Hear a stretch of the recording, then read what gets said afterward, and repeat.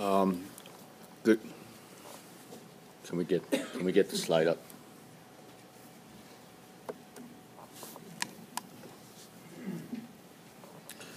Good morning. My name is Avi Israel, and I'm here on behalf of my son, Michael David Israel, and countless other kids who have lost their life following doctor's instructions. On the contrary of what pharmaceutical companies all tell you, and Pain Management Association, they all got addicted by following doctor's directions and taking the pill as prescribed. I can stand here and use my 7 minutes to tell you the details of how my son's addiction was so out of control that he killed himself. Instead, what I'd like to talk about is how my 20-year-old son, Michael, reached a point where his only alternative was to take his own life. Michael's 3 doctors prescribed him simultaneously addictive medication. Michael was getting hydrocodone, Xanax, Cymbalta, all for Crohn's disease. So here we are on June 4th of 2011. After 2 years of being prescribed hydrocodone for Crohn's disease, Michael got to a point where he saw no way out of his addiction and hated what he was becoming. Michael put a shotgun under his chin and blew half his head out. I held my boy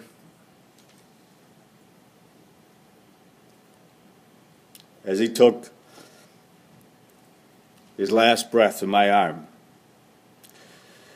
In the next couple of days, you're going to hear and see all kind of information and statistics about opiates, what it does to you, what it doesn't do to you. Some will be favorable, some will not be favorable. What we're not going to hear is what it does to a family, what opiates and addiction do to the American family.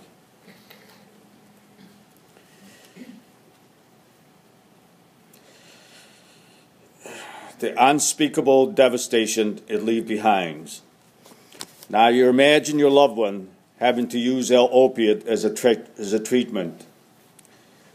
Would you want to know the medication is addictive? Yes, you would. Would you have the right to know? Yes, you should. With the information that we have today, would you want to stay on that medication? No, you wouldn't.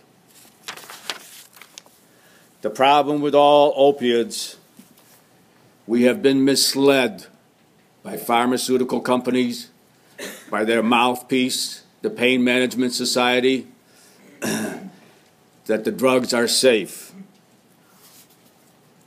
I'm here to tell you, and you guys know it as well as I do, all opiates are highly addictive. All opiates are not effective for long-term use.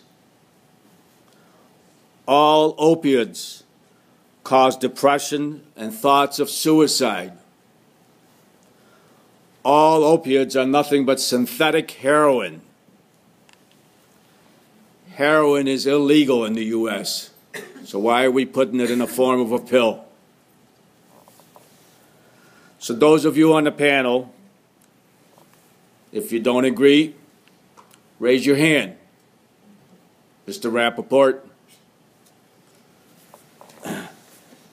And let me know if you want to give your child opiates. Want to give your husband, your wife, and I'll guarantee you that you'll end up in the same place I am today, with a dead loved one.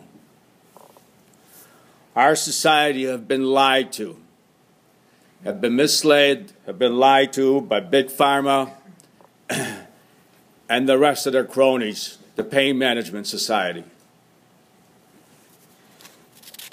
These two groups are focused on nothing but profits. Follow the money. You can ask anyone over here who is pro-opiate who paid for their travel, and you'll find Big Pharma is behind it.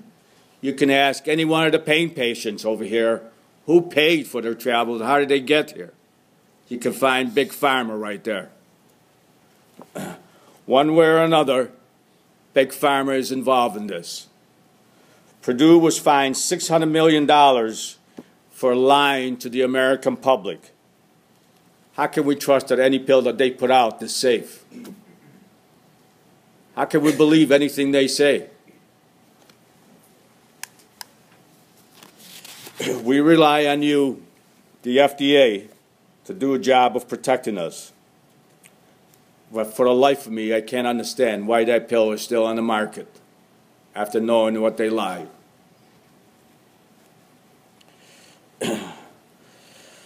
Opiates are prescribed today just like Halloween candy. Every doctor gives them out. Everybody hands them out. My son was taking hydrocodone. This is my son's grave. That's where my son ended it. I cannot get used to the idea that they have to go see my son. I have to go to a cemetery. That tears me apart. It should tear you apart. You were there. You are there. You are here to try to make sure that this kind of stuff does not happen. An American family is the average of 4 people. Do you know what it does when one person in a family is addicted? You get, over the last 10 years or so, we have over 100,000 people who have died. We have over 20 million people who are addicted. That brings us to about 500,000 people in this country who have been destroyed because of addiction. It's 500,000 people.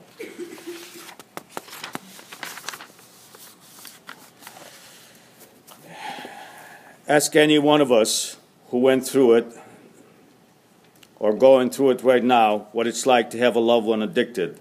Life as you know it ceased to exist. It's watching someone you love dying slowly and you can't help.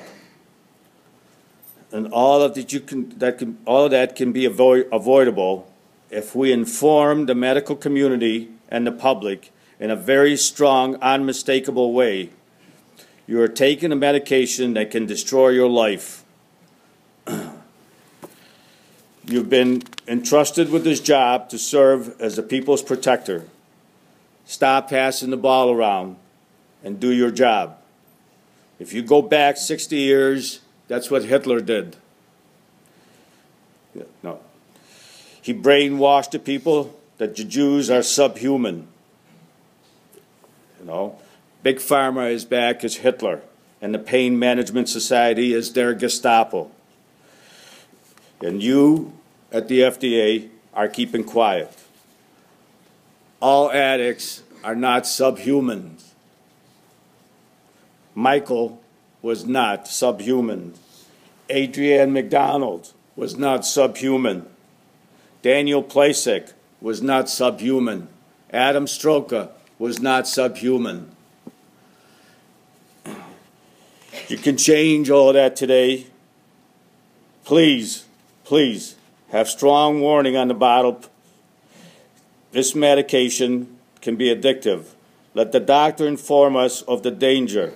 Let's stop overprescribing. Let's stop the long-term use of non-cancer use of this medication. I'd just like you to look at some of the pictures of some of the kids that lost their life. None of them were subhumans. None of them wanted to be addicted. None of them were street dwellers. These were all very productive people.